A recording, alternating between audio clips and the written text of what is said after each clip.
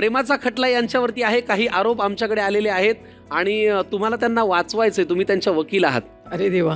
अरे बापरे. ती अरे देवा असं म्हणाली बायको तुझी. चला, पण पहिला आरोप तुमच्यावरती आहे. तुम्ही लग्नानंतर सुद्धा घरामध्ये हॉस्टेल सारखं राहता असा यांच्यावरती आरोप आहे. हा, म्हणजे काय आहे की माजलगावहून मी जेव्हा बाहेर पडलो तेव्हा शिकायला छत्रपती संभाजीनगर, त्यानंतर पुणे या ठिकाणी असल्यामुळे हॉस्टेलची थोडी सवय लागली आणि ती घरामध्ये कंटिन्यू झाली. मी जर माहेरी गेले तर अस्ताव्यस्तच असतं घर. पुढचा आरोप असा आहे की तुम्ही कंजूसपणा एवढा करता की लग्नाच्या साडीमध्येच बायकोला गोवा फिरायला घेऊन गेलात. नाही नाही, असं काही नाही आहे. कंजूसपणा नव्हता. जेवढं इन्कम आहे त्यात सगळं भागवायचं होतं, ते होतं ते.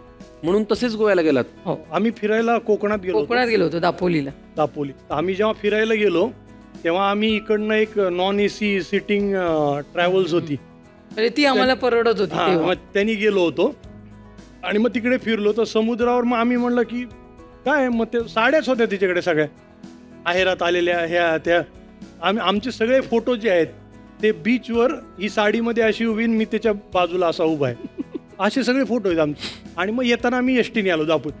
तुम्ही गरम बांगड्या हा डायलॉग ऐकल्यावरती रडायला लागता असं आम्ही ऐकलं. हे काय नेमकं?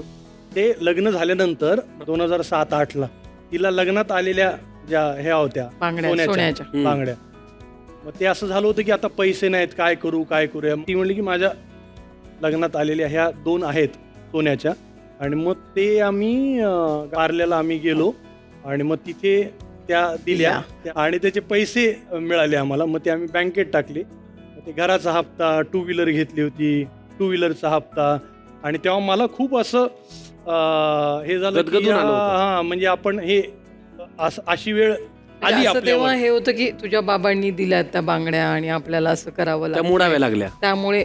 पण मी तिला म्हणलं की 2 ज्या आल्या होत्या त्या आपण दिल्या, आता 4 ड्यू आहे 4चा. मग काही वर्षानंतर 2013-14 आफ्टर वराड मग त्या 4 मी केल्या. कमाल, फारच छान. हा प्रवास फार महत्वाचा आहे. हो. आता एक वेगळा आरोप आहे. पूर्वी एसटी का एशियाड मधून एसटी निवडणारे संदीप पाठक साहेब आज उधळपट्टी करतात असा त्यांच्यावरती आरोप आहे. हे खरं आहे का? हो, काय नेमकं करतात? खूप पैसे उधळतो. म्हणजे आता माझं म्हणणं, जे गरज आहे त्यावरच पैसे त्यांनी खर्चावे. तसं नाही, ह्याची गरज नाही तरी हे घेऊया ते घेऊया. फॉर एक्झाम्पल म्हणजे आता सध्या स्पीकर आणि हे घेतले त्यांनी, तर मला न विचारता डायरेक्ट ते घरी आलं. म्हटलं हे काय? नाही, मला आता फिल्म वगैरे बघायच्यात आणि मला या स्पीकर लावूनच बघायच्या. साऊंड बार वगैरे सगळं घेतलंय. हे अशा गोष्टी घेत असतात. म्हणजे मी रागवेल तर परस्पर जाऊन घरात आल्यावर बायको काय बोलणार आहे? प्रत्येक इव्हेंटला कपड्यांची उधळपट्टी खूप करतात असंही आम्ही ऐकलंय. ते हवा येऊ द्यामुळे मी खूप कर्जबाजारी झालो. सॉरी, खूप पैसे खर्च झाले. म्हणजे काय?